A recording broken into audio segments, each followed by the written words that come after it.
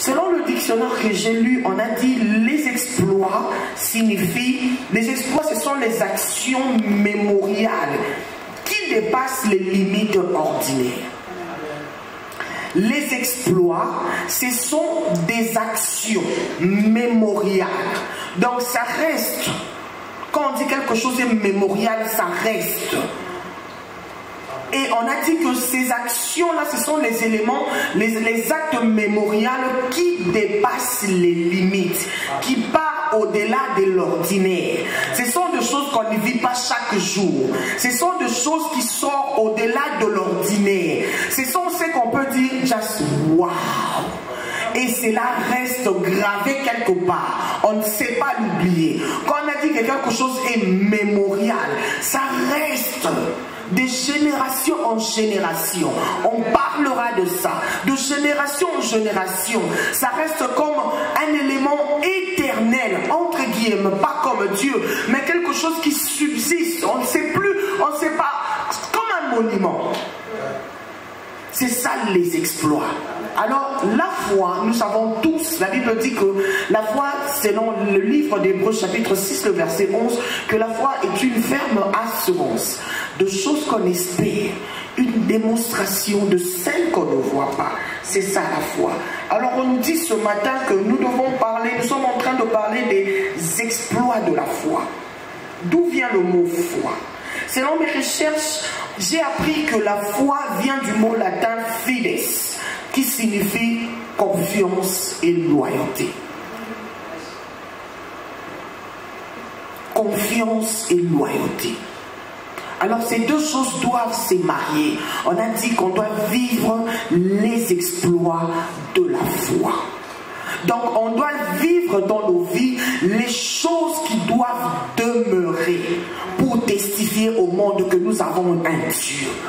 Et le Dieu, les exploits de la foi, ce sont des choses qui doivent rester comme des monuments. Quand les gens nous regardent, les exploits de la foi, ce sont les choses que Dieu va faire dans nos vies qui va rester comme une référence. Quand Dieu parle, ami, quand on va parler de toi, par rapport à ce que Dieu a fait de toi, cela reste une référence.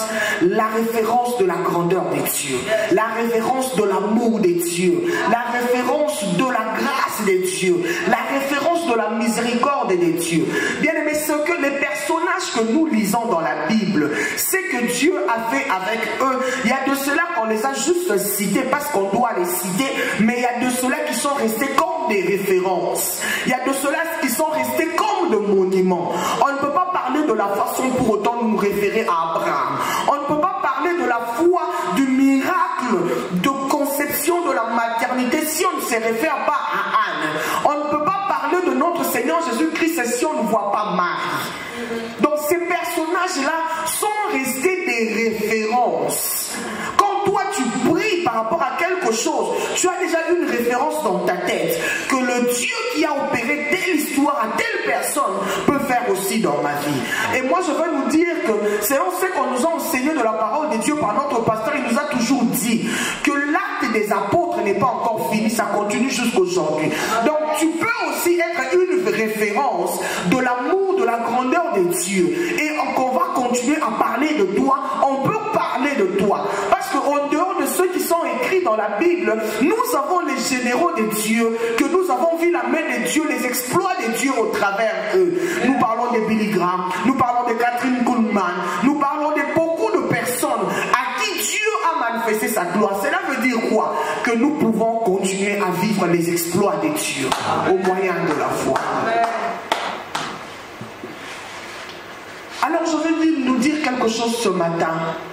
Pour vivre les exploits de la foi, parmi tant d'autres, ce n'est pas la seule raison, mais parmi tant d'autres, pour vivre les exploits de la foi, nous devons arriver à un stade, selon le livre de Romains chapitre 8.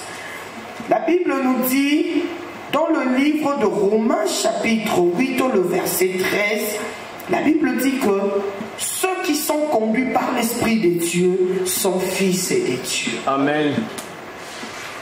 pour arriver à vivre les exploits de la foi, tu dois être conduit par l'Esprit de Dieu. Amen. Pour vivre les exploits de la foi, tu être conduit, on a bien dit que ceux qui sont conduits par l'Esprit de Dieu, ceux-là sont fils. Le problème, il faut être conduit et être fils pour arriver au stade de vivre la foi de Dieu. Il y a une différence, on n'a pas dit que ceux qui sont conduits par l'Esprit de Dieu sont enfants de Dieu. Cela déduit quoi? Il y a une différence entre d'être fils et enfant. Parce que quand on parle du fils, on voit la maturité. On voit quelqu'un sur qui on peut confier une chose. On voit quelqu'un sur qui nous pouvons compter. Dieu peut compter sur toi. Dieu peut te confier une charge. Dieu peut te faire confiance. Alors la Bible dit ceux-là qui sont conduits par l'Esprit de Dieu. Parce que pour vivre les exploits de la foi, pour vivre la grandeur de Dieu, premièrement, ça demande une dose de maturité des fils et non des enfants. La maturité des fils et la maturité des enfants. Tu sais, la maturité des enfants, ce sont des genres de foi que nous avons besoin seulement pour vivre le miracle de Dieu. Nous voulons voir la main de Dieu, nous voulons vivre le miracle de Dieu. Mais à un certain niveau, Dieu ne veut plus de nous de vivre comme des enfants. C'est pourquoi la Bible parle de ce qui est bon, agréable et parfait. Ce qui est bon, nous savons que les bonbons sont bons pour les enfants. Alors de fois, Dieu nous amène à un certain niveau que de vivre l'agréable. L'agréable, c'est ce qui nous fait bien. C'est ce qui te fait bien. Mais à un certain niveau, Dieu ne te veut plus dans ce niveau-là d'agréable. Dieu veut t'amener sur ce qui est parfait. Or, au niveau des parfaits, là maintenant, il faut faire ce qui est agréable à Dieu et non pas à toi. Et Dieu veut t'amener à un niveau de fils, de ne pas faire ce que tu veux, mais de faire ce que Dieu te veut. Le niveau de fils, quand ça, je dis que ça demande une dose de maturité, parce que là, tu ne vis plus pour toi-même, mais tu dépends de lui. Quand tu veux poser ta part, tu veux te poser un pas, tu poses un pas par rapport à Dieu et non pas par rapport à toi. La Bible dit que Abraham, Dieu l'a appelé. Dieu a dit à Abraham, tu sors de la maison de ton père, tu vas quelque part, là où je veux t'envoyer. Bien aimé dans le Seigneur, il ne connaissait pas là où il allait, il ne connaissait pas là où il partait, mais il a obéi seulement et il a cru.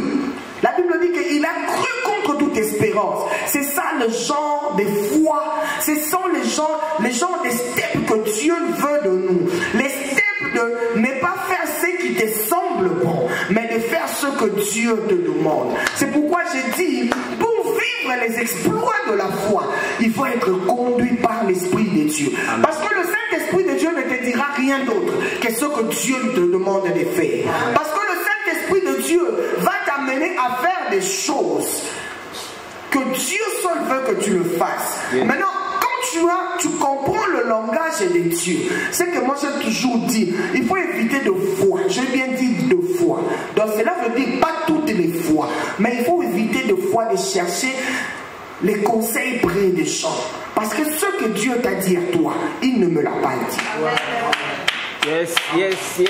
Ce que Dieu t'a demandé de faire, il t'a demandé de faire à toi et non pas à moi.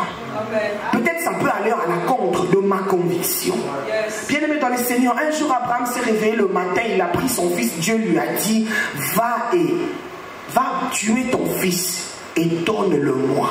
Toi tu crois que s'il avait demandé conseil à quelqu'un, même sa femme, elle lui dira, tu es sûr.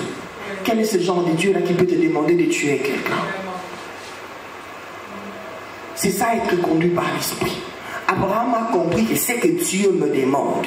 Et Abraham connaissait la voix de Dieu. Le Seigneur Jésus a dit, mes brebis connaissent ma voix et elles les suivent. Pour comprendre le langage de Dieu, il faut connaître la voix de Dieu. Il faut connaître que ça, c'est Dieu qui me parle.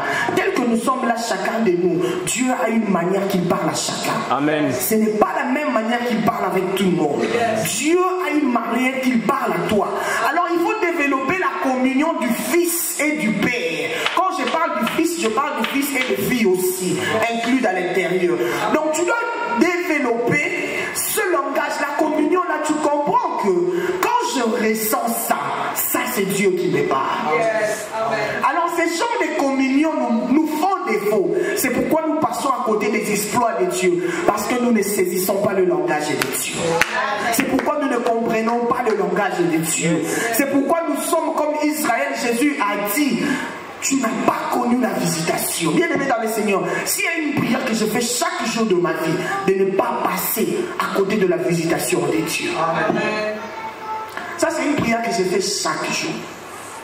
Quand je dis chaque jour, quand je dis je prie, je ne le fais pas seulement quand je ferme mes yeux. Même quand je marche, ça monte dans ma tête, je dis Seigneur, je ne veux pas manquer ta visitation. Amen. Ça sera la plus, the worst ever.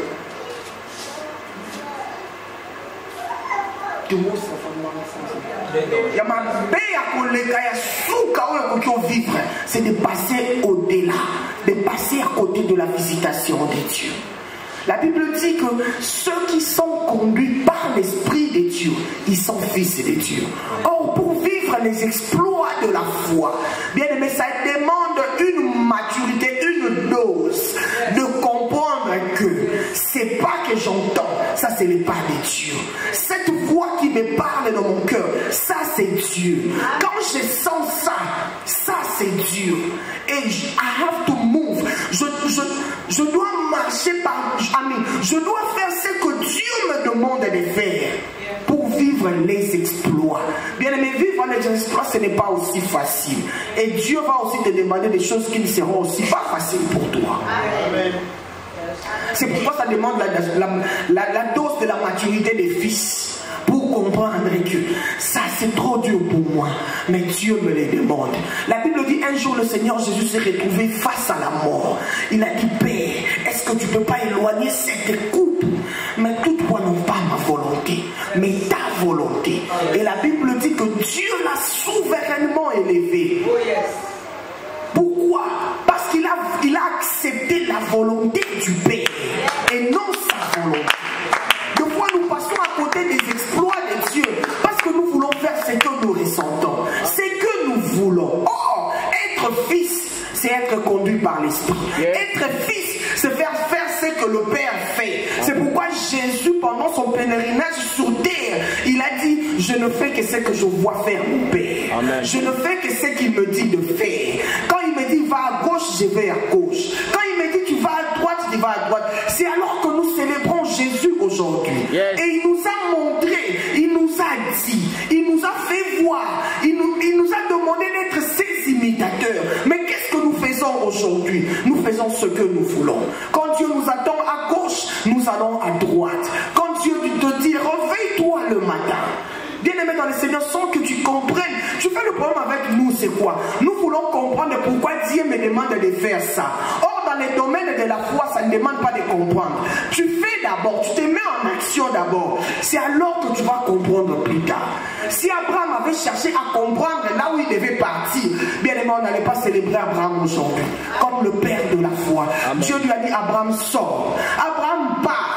Il n'a pas discuté avec Dieu. Je pars où? Je dois aller où? Pourquoi je dois faire ça? Mais des fois nous passons à côté parce que nous demandons à Dieu beaucoup de questions. Bien aimé dans le Seigneur, Dieu te dit, avance. Les gens ne te comprennent pas. C'est pas ton problème. Mais toi, ton problème, tu vas écouter la voix de celui qui te dit. La Bible dit qu'un jour, Jésus-Christ était en train de marcher sur les eaux. Et Pierre a vu Jésus. Ils ont crié fantôme, fantôme. Le Seigneur a dit, c'est pas les fantômes, c'est moi. Il a dit, si c'est toi, ordonne que je vienne. Jésus a dit à Paul, à Pierre, viens. Et Pierre s'est levé en train de venir.